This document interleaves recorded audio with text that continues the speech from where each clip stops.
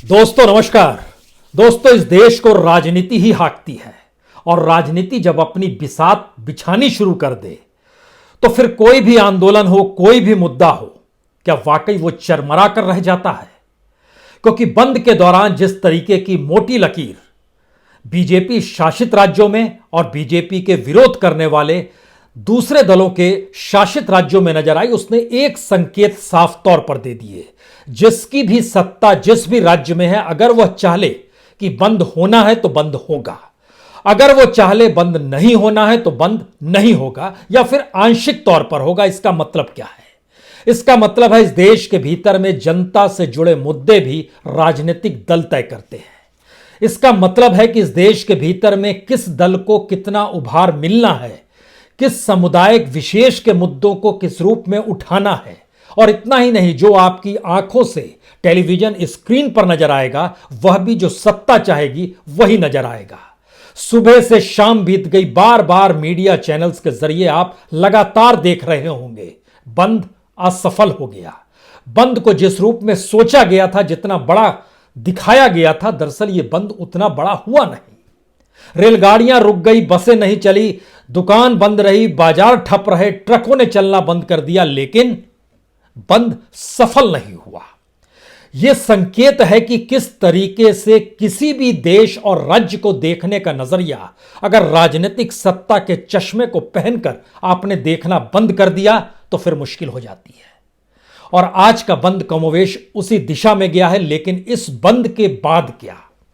सबसे बड़ा सवाल यही है, क्या वाकई कल की बातचीत का इंतजार यस और नो के आधार पर ही आगे बढ़ेगा, या कल तक कुछ प्यादे चाल चल चुके होंगे? कोई शह देने की स्थिति में आ चला होगा, कोई मात देने की परिस्थिति के बारे में समूची चौसर बिछा चुका होगा और उस पर चाल दर चाल फेंकी जा रही होगी। पहली चाल आज ही देश के गृह मंत्री अमित शाह के साथ राकेश टिकैत की बैठक, और उस बैठक को लेकर किसानों के बीच में जो बैठकों का सिलसिला और मंत्रणा शुरू हुई, उसने एक संकेत दे दिए। यह संकेत पॉलिटिकल है, यह संकेत सीधे तौर पर राजनीतिक स्थितियों को साथ लेकर चलने वाले हैं। तो क्या किसानों के मुद्दे को राजनीतिकरण बंद के बाद से अब इस देश की राजनीतिक सत्ता ने सोच लिया है कि उसी चौसर और उसी बिसात पर इसे पूरी तरीके से खारिज कर दिया जाए या शह दे दी जाए? यह बहुत महत्वपूर्ण है, क्योंकि जितने भी किसान संगठनों को बुलाया गया था उसमें कोई बीजेपी का संगठन नहीं था, उसमें सीपीएम का संगठन था, उसमें सीपीआई का संगठन था, उसमें सीपीआई एमएल का संगठन था, उसमें कांग्रेस के संगठन थे, उसमें अकाली दल से प्रभावित भी संगठन थे।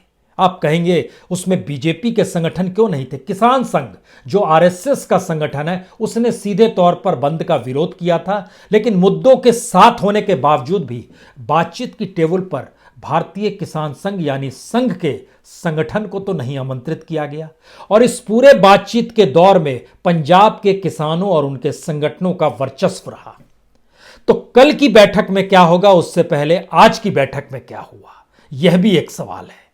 और इस सवाल के साथ अब आने वाले वक्त में एक सियासी चाल जुड़ी हुई है। यह सियासी चाल बीजेपी के जरिए बहुत साफ नजर आती है कि पंजाब के भीतर में ना उसे कुछ खोना है ना कुछ पाना है, लेकिन हर वो दूसरा राज्य, चाहे वो मध्य प्रदेश हो, चाहे वो उत्तर प्रदेश हो, चाहे वो गुजरात हो, चाहे वो राजस्थान हो या महाराष्ट्र हो, वहां के किसानों को तो अपने तरीके से चिताया भी जा सकता है और किसी को चिता के उनके पास संदेश भी भिजवाया भी जा सकता है कि हमारी सियासत के आड़े बताना।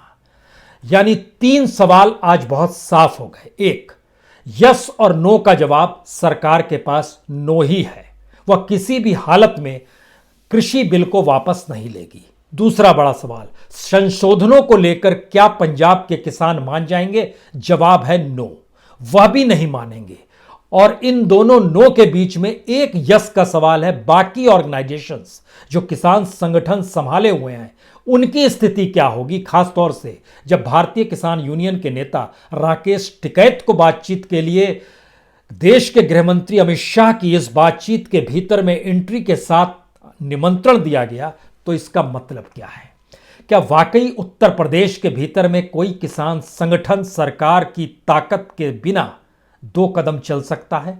बड़ा मुश्किल सवाल है ये, लेकिन यह सवाल है। और हमें लगता है कि आज इन परिस्थितियों को इसलिए देख लीजिए क्योंकि यह बिसात चल दी गई है। बंद, महाबंद, राष्ट्रव्यापी बंद, इस पर हम आए, इसके बारे में कुछ जानकारी दें। दो तीन चीजें जान लीजिए। गुजरात की सियासत भी जब नरेंद्र मोदी संभालते थे तो मुश्किल हालात में अमित शाह ही चीजों से निदान दिलाते थे, चाहे वो स्वराष्ट्र के किसानों का मसला हो या फिर राजकोट जैसे शहर को आधुनिकीकरण करने के लिए किसानों की जमीन वहां पर राज्य सरकार ने हथियाई हो, बेची हो, किसानों को मुआवजा भी दिया हो। किसानों को मुआवजा तो साणंद में भी दिया गया जहां पर नैनो कार आई, लेकिन जिनके पास जमीन नहीं होती है, जो भूमिहीन होते हैं, उनकी स्थिति गुजरात में भी नाजुक दर नाजुक होती चली गई। लेकिन पंजाब के किसानों के पास तो सबसे ज्यादा जमीन इस देश के भीतर में तमाम किसानों के साथ एवरेज के तौर पर है। तो उनकी स्थिति और उनसे जुड़ी हुई किसानी को लेकर क्या वो लंबे वक्त तक अपने बूते संघर्ष कर सकते हैं? क्योंकि पंजाब की राजनीति में बीजेपी ऊपर आ नहीं सकती है क्योंकि उसके सामने अकाली खड़े हैं। और अकालियों का बिजनेस जो है, खासतौर से बादल परिवार का बिजनेस जो है, चाहे वो एग्रीकल्चर से जुड़ा हो, चाहे वो सीधे एग्रीकल्चर से जुड़ा हो, किसानों से जुड़ी हुई राजनीति ही नहीं, बिजनेस भी उनका है। तो इसका मतलब यह है कि अकालियों के साथ राजनीतिक गठबंधन अब पूरी तरीके से टूटा हुआ बीजेपी मान चुकी है। देश के प्रधान सेवक मान चुके हैं, अमित शाह जिस बिसात को बिछा रहे हैं वह भी मान चुके हैं। तो जब अकालियों से संबंध राजनीतिक नहीं है तो उनके बिजनेस को हम क्यों देखें? और उनका बिजनेस अगर एग्रीकल्चर के प्रोडक्ट से ही जुड़ा हुआ है तो अब हमला अगला उन पर भी हो सकता है। या तो राजनीतिक तौर पर समझौता कीजिए या फिर मुश्किल में आ जाइए। अकाली दल के साथ जो खास तौर से बीक्यू भारतीय किसान यूनियन लाखोवल संगठन है, जिसके बुलाया गया प्रतिनिधि को बातचीत के लिए, वो अकाली दल के साथ कहीं ना कहीं जुड़ा रहा है और भारतीय किसान मंच भी अकाली दल के साथ कहीं ना कहीं जुड़ा रहा है। यह भी एक फैक्ट है। जिन बात का जिक्र होता है उसमें बीक्यू जो भारतीय किसान यूनियन मान गुट है वह कांग्रेस के साथ जुड़ा रहा है। इसके अलावा एक लंबी फहरिस्त है। ऑल इंडिया किसान सभा, यह सीपीएम के साथ जुड़ी हुई है। भारतीय किसान यूनियन क्रांतिकारी, यह भी लेफ्ट के साथ जुड़ा हुआ है। इसके अलावा अगर आप देखना शुरू कीजिएगा तो कीर्ति किसान यूनियन जो सीपीआई एमएल न्यू डेमोक्रेसी उसके साथ जुड़ा हुआ है। कुल हिंद किसान सभा सीपीआई के साथ जुड़ी हुई है। पंजाब किसान यूनियन सीपीआई एमएल के साथ जुड़ी हुई है। अलग अलग किसान कहीं ना कहीं किसी ना किसी के साथ जुड़े हुए हैं, लेकिन पंजाब के भीतर जो किसान हैं वो सही मायने में अपने इलाकों पर वर्चस्व भी रखते हैं और प्रभाव भी रखते हैं। जो बातचीत की टेबल पर बुलाए गए, क्या उनको दरकिनार करने की कोशिश अब अमित शाह की एंट्री के साथ हो गई है? क्योंकि आपको जानकर यह हैरत होगी कि जब गुजरात में मुख्यमंत्री के तौर पर नरेंद्र मोदी थे और वहां गृह मंत्री के तौर पर जब अमित शाह हुआ करते थे, किसानों के सामने जब किसानी का संकट खड़ा हुआ तो उनके लिए रास्ता हीरे की चमक के साथ सूरत तक पहुंच गया। इसलिए गुजरात में एक कहावत बड़ी मशहूर है, जब नरेंद्र भाई मुख्यमंत्री थे तो किसानी छोड़कर हीरे की चमक में किसान मजदूर बनकर खो गया, और जब नरेंद्र भाई प्रधानमंत्री हो गए तो इस देश की बाजार व्यवस्था में हीरे की चमक भी मध्यम पड़ गई। और सूरत का वो टेक्सटाइल की इंडस्ट्री हो या हीरे की इंडस्ट्री हो, वहाँ चीज़ें धूमिल हो गई और अब तो मजदूरी में भी 2 जून की रोटी मिलती नहीं है। तो जब गुजरात के भीतर का ये मुहावरा है तो इस देश के भीतर का मुहावरा बहुत साफ होगा।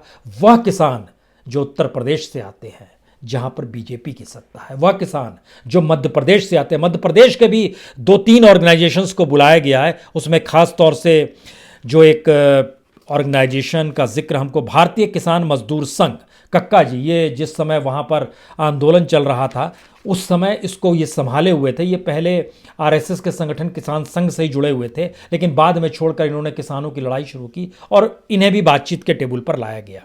दर्शन पाल सिंह, इनको भी बुलाया गया।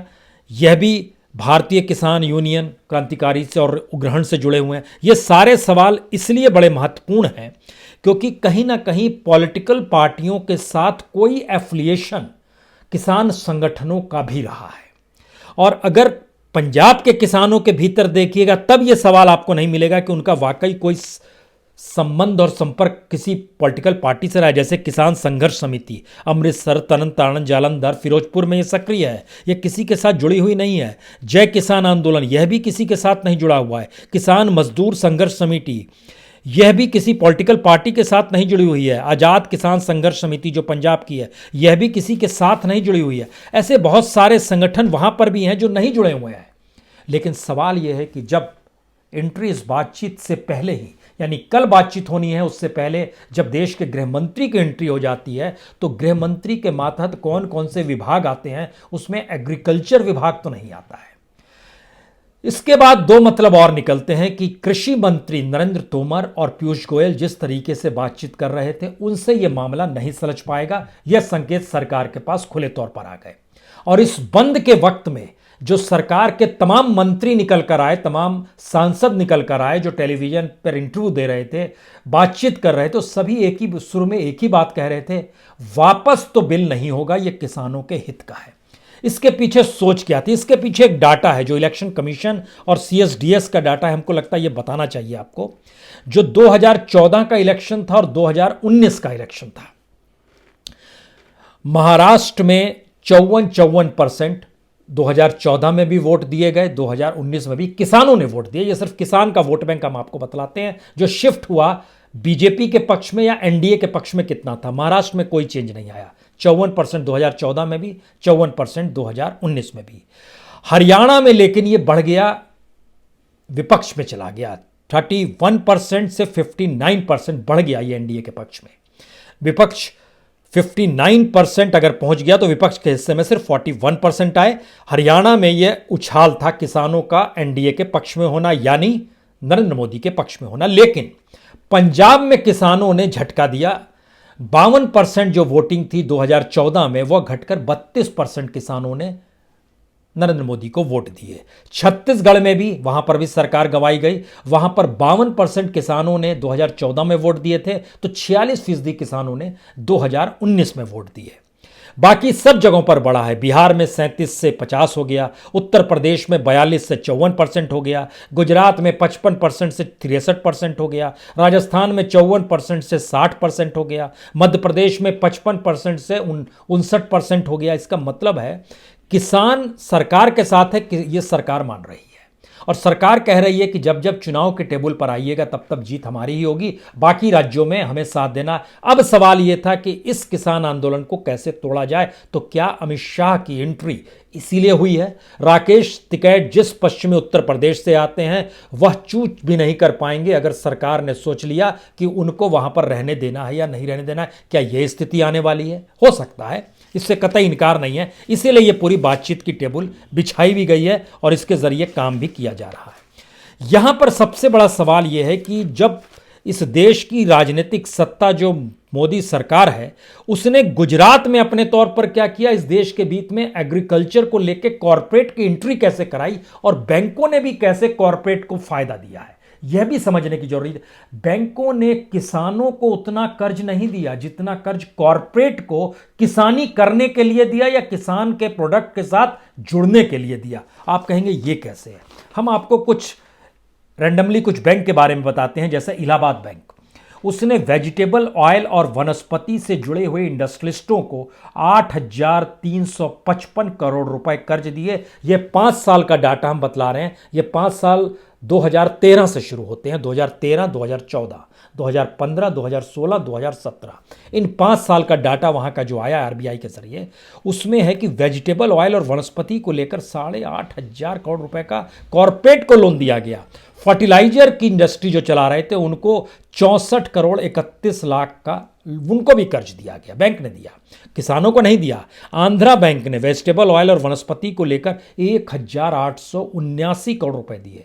और जो गन्ना किसानों को नहीं दिया जाता है लेकिन शुगर मिल और शुगर लॉबी को दिया जाता है, आंध्रा बैंक ने उनको भी 1,204 करोड़ रुपए कर्ज दिए हैं। Bank of Baroda vegetable oil वनस्पति को 520 करोड़ रुपए कर्ज दिए। Bank of India food processing में भी जो जुड़े हुए थे उनको 2,812 करोड़ रुपए कर्ज दिए 2013 से लेकर 2017 के बीच में।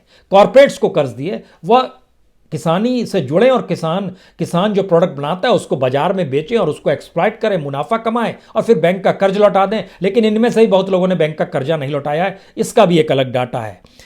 Central bank of India vegetable और वनस्पति में 2,779 करोड़ रुपए कॉरपोरेट को इन्होंने दिया है कर्ज। कॉरपोरेशन बैंक फूड प्रोसेसिंग में 2638 करोड़ रुपए इसने भी कर्ज दिया है कॉरपोरेट को कि आप अपने तौर पर यह कर्ज लीजिए और काम कीजिए। शुगर लॉबी से जुड़े हुए लोगों को इन्होंने 524 करोड़ रुपए कॉरपोरेशन बैंक ने।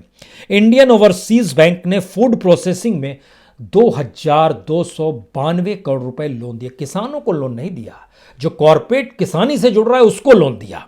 वेजिटेबल ऑयल और वनस्पति से इंडियन ओवरसीज बैंक ने 1390 करोड़। कमोवेश ये सारी की सारी फहरिस्त हर बैंक के जरिए निकल कर आती है कि ये लोगों ने कितना क्या दिया। मसलन पीएनबी का भी जिक्र कीजिए, पंजाब नेशनल बैंक, इसने फूड प्रोसेसिंग पे लगभग 12,000 करोड़ रुपए लोन दिए। इसका मतलब क्या है? इतनी बड़ी रकम फूड प्रोसेसिंग से किसानों को तो नहीं दिया जाता है, कॉर्पोरेट को दिया गया। शुगर लॉबी को भी इसने 5,284 करोड़ रुपए लोन दिए। विजया बैंक ने फूड प्रोसेसिंग के लिए 315 करोड़ रुपए लोन दिए। छोटा बैंक है तो फर्टिलाइजर के लिए भी इसने 83 करोड़, यानी फर्टिलाइजर है, फूड प्रोसेसिंग है, वेजिटेबल ऑयल है, वनस्पति है, इसके अलावा कई और चीजें हैं जिसका जिक्र यहां पर छिटपुट तरीके से है बैंकों के जरिए में। लेकिन यह बहुत साफ मैसेज बतलाता है कि कॉरपोरेट की एंट्री होने के साथ बैंक भी खुलेंगे उन कॉरपोरेट्स के लिए जो एग्रीकल्चर के फील्ड में जाएंगे। मोदी सरकार की प्लानिंग बहुत साफ है, कॉरपोरेट जुड़ें, कॉरपोरेट को बैंक देंगे, वह एक इंडस्ट्री की तरह काम करेंगे, उसमें मजदूर बना देंगे किसानों को, क्योंकि इस देश के भीतर में किसानों के पास जमीन नहीं है। उसका भी अगर डाटा जानना चाहते हैं तो समझिए कि इस देश के भीतर में एवरेज हर किसान के साथ अगर जोड़ दीजिएगा, एवरेज सिर्फ 1.1 हेक्टेयर भूमि है हर किसान के पास, अगर एवरेज निकालेंगे तो। एक 1 हेक्टेयर का मतलब होता है लगभग 2.5 एकड़, 2.5 एकड़ से कुछ कम होता है 2.47 एकड़। और अगर जो बीघा में समझना चाहते हैं वो समझिए कि 1 हेक्टेयर का मतलब होता है लगभग 4 बीघा, 4 बीघा यानी लगभग 3.95 बीघा कहिए आप। ये हेक्टेयर, एकड़ और बीघा का चक्कर है। लेकिन पंजाब के किसानों के पास औसतन 3.6 हेक्टेयर है, जो सबसे ज्यादा है। उसके बाद राजस्थान आता है 2.7 हेक्टेयर, उसके बाद हरियाणा आता है 2.2 हेक्टेयर, उसके बाद गुजरात आता है 1.9 हेक्टेयर, महाराष्ट्र आता है 1.3 हेक्टेयर, छत्तीसगढ़ आता है 1.2 हेक्टेयर। लेकिन 1 हेक्टेयर से भी कम जमीन कितनों के पास होगी? बिहार में किसान के पास 0.4 का मतलब होता है कि लगभग 1.25 एकड़ की जमीन एक किसान औसत वहां पर उसके पास जमीन है। उत्तर प्रदेश में 0.7 हेक्टेयर, 0.7 हेक्टेयर का मतलब है लगभग 1.5 एकड़, 1.5-2 एकड़, उससे ज्यादा जमीन किसी किसान के पास औसतन नहीं आएगी। पश्चिम बंगाल में 0.8 हेक्टेयर की जमीन है, यह सबसे कम वाला है जो 1 हेक्टेयर से भी कम है। उत्तराखंड में 0.9 है, हिमाचल प्रदेश में 1 हेक्टेयर है, उड़ीसा में 1 हेक्टेयर, ये औसत जमीन है। इसका मतलब है कि जिनके पास जमीन नहीं है उनकी स्थिति कॉन्ट्रैक्ट फार्मिंग की जो बात हो रही है वह उसके अधीन आएंगे ही, जिनके पास जमीन बेहद कम है। उनको जो कहा जाएगा वो उपजाएंगे ही, क्योंकि उससे उनको लाभ मिलना है, इसमें कोई दो मत नहीं है। वो लाभ पहले 1-2 सीजन में किसानों को मिल भी सकता है, लेकिन उसके बाद जो कॉरपोरेट है वो बाजार देखेगा और बाजार में जिन चीजों की मांग होगी उसी को वह उपजाने कहेगा। उसी को जो उपजाएगा किसान वह जीवित रहेगा, नहीं तो नहीं बच पाएगा। उसका माल कोई खरीदने वाला नहीं होगा। और खुले बाजार में या प्राइवेट बाजार में किसानों की इतनी हैसियत नहीं है कि वो बार्गेनिंग कर सके, इसीलिए जिक्र बार बार एमएसपी का है। अब सवाल यह है कि जब देश के गृह मंत्री की बातचीत में एंट्री हुई, अमित शाह की एंट्री हुई, राकेश टिकैत को बुलाया गया बातचीत के लिए और किसानों के बीच ये मंत्रणा शुरू हुई कि हमको तोड़ने की कोशिश शुरू हो गई, अब रणनीति बनानी होगी। तो रणनीति क्या वाकई इतनी विस्तृत बनाई जा सकती है जहां पर सरकार और किसान आमने सामने खड़े हो जाए, जहां पर पंजाब और हरियाणा के किसान अगुवाई करने की स्थिति में आ जाए इस देश के किसानों की, जहां पर इस देश की राजनीति चाहे टूट जाती हो, क्योंकि किसी भी पॉलिटिशियन के दरवाजे पर जब ईडी और आईटी का बंदा खड़ा हो जाता है तो उसकी ब्लैक मनी हो, उसके कच्चे चिट्ठे हो, निकलने शुरू हो जाते हैं, वो घबराता है जेल जाने से और उसके बाद वो सरकार के साथ सट के खड़ा हो जाता है। लेकिन क्या किसानों की भी ये स्थिति आएगी? क्या किसानों को भी डराया जाएगा? क्या दूसरे राज्यों में जहां पर बीजेपी की सत्ता है, चाहे वो मध्य प्रदेश हो या उत्तर प्रदेश हो या कोई भी राज्य जहां पर बीजेपी की सत्ता है, वहां पर काम उस राज्य सरकार के अनुकूल किसान को करना होगा? अगर यह स्थिति इस देश के भीतर में है तो यह लड़ाई चाहे अनचाहे किसानों को पॉलिटिकल वे में लड़नी होगी, नॉन पॉलिटिकल होकर नहीं, पॉलिटिकल होकर लेकिन नॉन पॉलिटिकल पार्टी के साथ। इसका मतलब यह हुआ कि रास्ता धीरे धीरे स्ट्रेटजी के तहत किसानों का क्या उस दिशा में जा पाएगा जहां पर राजनीतिक दलों का साथ तो नहीं चाहिए, लेकिन एक राजनीतिक तौर पर संघर्ष की तैयारी चाहिए, एक लंबी स्ट्रेटजी चाहिए। या फिर वाकई पंजाब और हरियाणा के किसान एक ऐसा दबाव बना सकते हैं इस देश के भीतर में, और अब तो यह अंतर्राष्ट्रीय मुद्दा है, तो अंतर्राष्ट्रीय तौर पर दबाव बना के क्या सरकार की उस पॉलिसी को डिगा सकते हैं जो पूरी पॉलिसी इस देश के कॉरपोरेटरीकरण के साथ जुड़ी हुई है, और पूरी हमारी बैंकिंग प्रणाली जो है वह भी कॉरपोरेट के लिए डाइवर्ट हो रही है। यानी एक इंडस्ट्रियलाइजेशन का ऐसा दौर जिसमें बिचौलिए की भूमिका में आकर सरकार खड़ी होगी और कॉरपोरेट अपने तौर पर बिजनेस का विस्तार करेगा, उस बिजनेस का मुनाफा पाकर वह इस देश की जीडीपी और इकोनॉमी को बढ़ाएगा। यानी 5 ट्रिलियन का जो सपना देखा गया वह क्या इसी रूप में पूरा होगा? एक नई स्ट्रेटजी की सोच है। और कल जब बातचीत होगी, जो देश के कृषि मंत्री के साथ बातचीत किसानों की होनी है, यकीन जानिए उसमें यस नो की स्थिति का कोई मादा बचता नहीं है। अब वो एक स्ट्रेटजी के तहत है कि किसान अपने संघर्ष की राजनीति को कैसे जीवित रखेंगे और अपने संघर्ष की राजनीति में इस देश को कैसे जोड़ेंगे। इस देश का किसान अगर एकजुट वाकई हो जाए, उसको एकजुट ना होने देने के लिए ही अलग अलग बैठकों का दौर चल रहा है।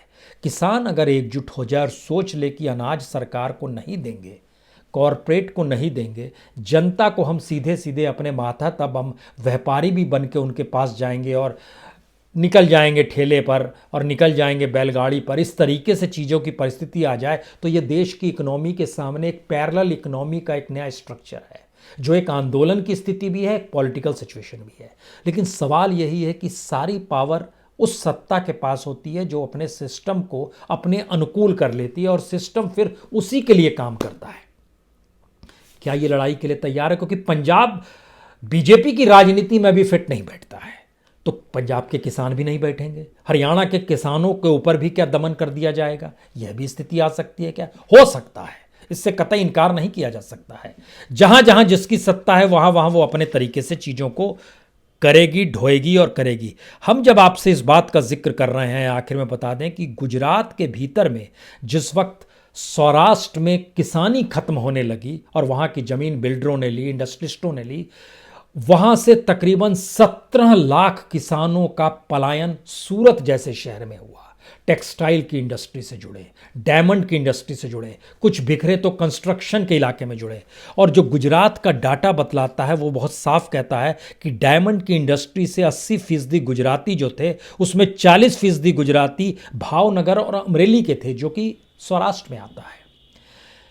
जो कंस्ट्रक्शन से जुड़े हुए मजदूर थे वह भी ट्राइबल्स के इलाकों से निकल कर आए थे, चाहे वो दाहोद का इलाका हो, डूंगरपुर का इलाका हो, सौराष्ट्र का इलाका हो, इन जगहों से निकल कर आए थे। लेकिन मौजूदा संकट सबसे बड़ा यह है कि इस समय देश की इकोनॉमी ठीक नहीं है। किसान की स्ट्रेटजी शायद इस बात को समझ रही है कि जब इस देश की इकोनॉमी ही सही नहीं है और एग्रीकल्चर की इकोनॉमी से लाभ समेट कर कॉरपोरेट को लाभ पहुंचाने की सोच डेवलप इस देश के भीतर में हो गई है, तब लड़ा जा सकता है या नहीं लड़ा जा सकता है, यह भी एक सवाल है। और पंजाब के किसानों की जो अभी तक की स्ट्रेटजी नजर आई है वह एक लंबी स्ट्रेटजी का हिस्सा है।